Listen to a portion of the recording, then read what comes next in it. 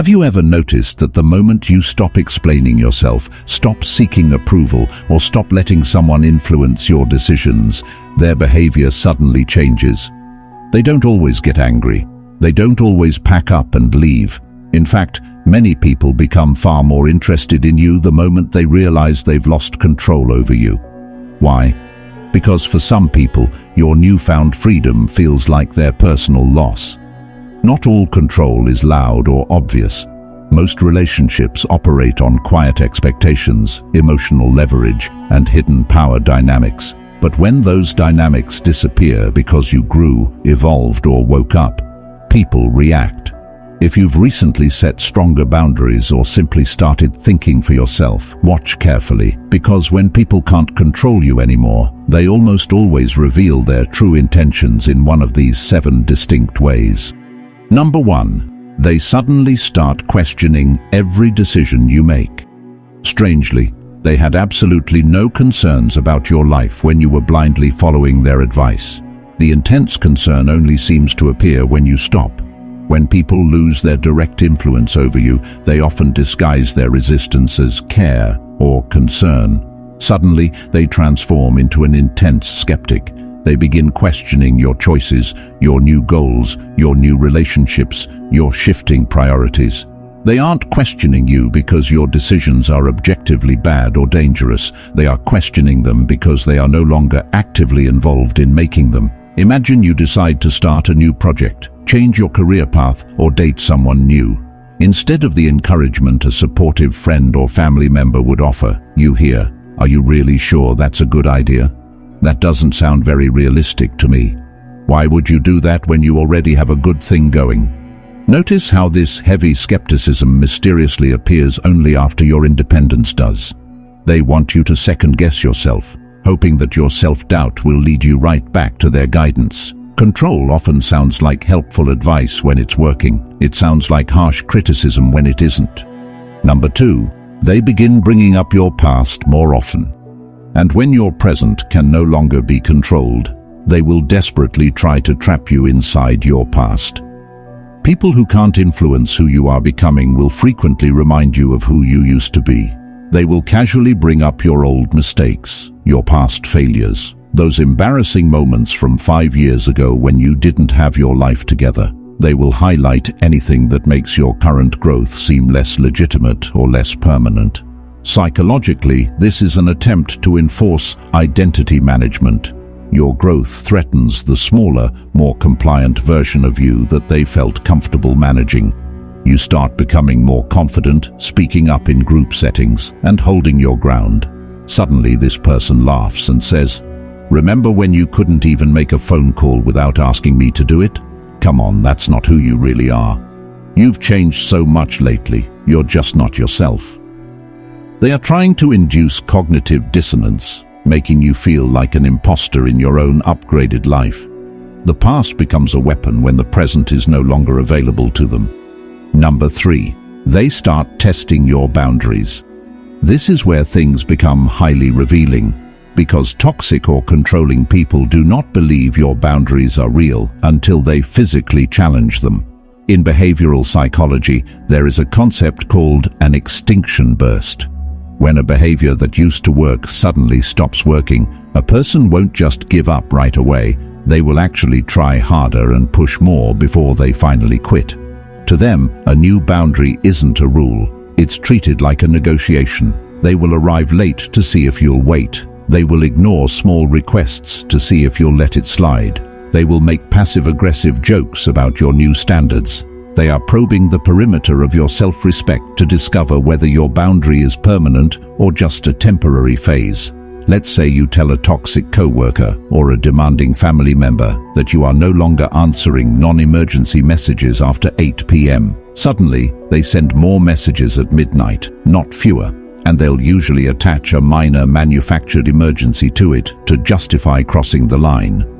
The first response to a boundary almost always reveals exactly who benefited from its absence. Number 4, they try to make you feel guilty.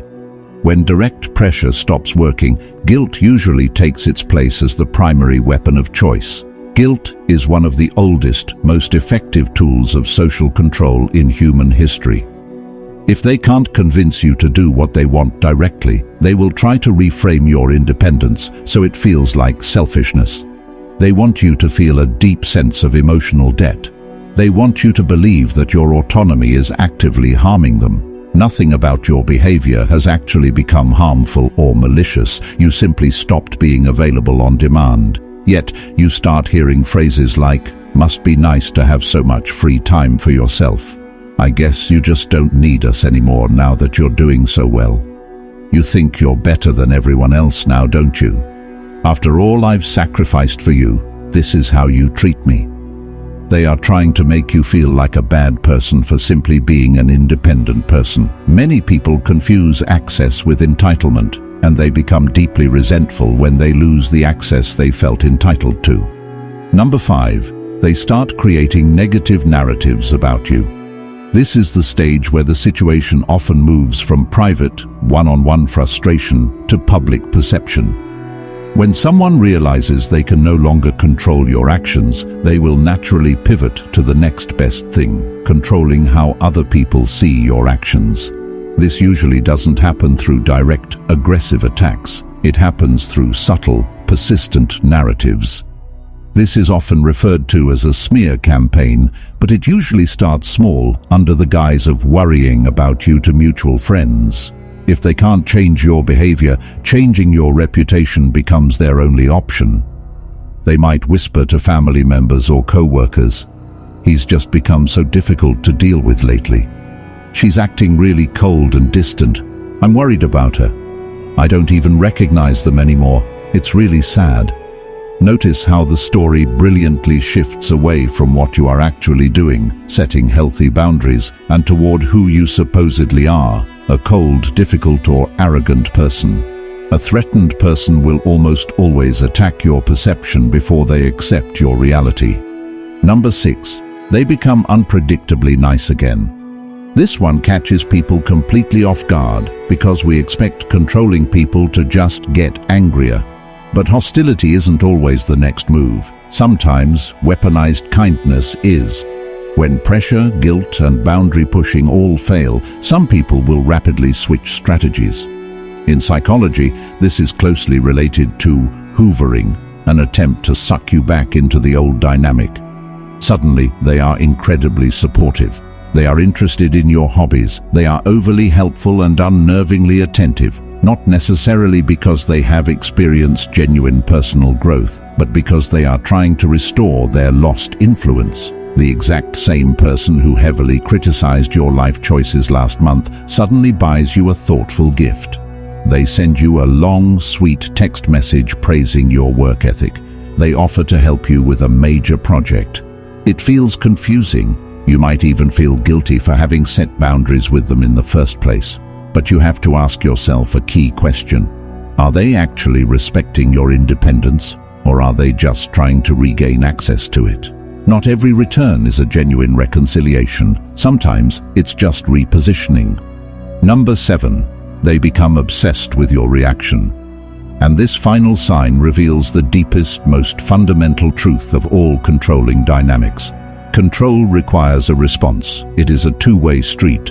For someone to feel in control, they need your emotional reaction. They need your long-winded explanation. They need your frantic defense. They need you to justify yourself. The moment you stop providing those things, when you start using the gray rock method, offering only neutral, boring responses, some people become absolutely fixated on getting your reactions back. They will deliberately provoke you. They will poke at your known insecurities. They will create completely unnecessary drama. They will bring up highly sensitive topics they know will bother you. They aren't doing this because they passionately care about the topic at hand. They are doing it because they are checking the connection. They are testing to see whether they still have the keys to your emotional control panel. Why is this the final stage? Because control isn't really about power at the end of the day. It's about predictability. The moment someone can no longer predict your reactions, they realize definitively that they can no longer manage you. And that is when they finally see the version of you that was there all along. The version of you that doesn't need their permission to exist. The version that doesn't need their validation to feel worthy. And the version that simply doesn't need to be controlled anymore.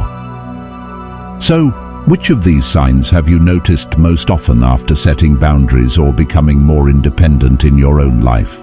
Was it the heavy guilt-tripping, the sudden skepticism and criticism of your choices, or maybe the confusing, unpredictable change in how they treated you?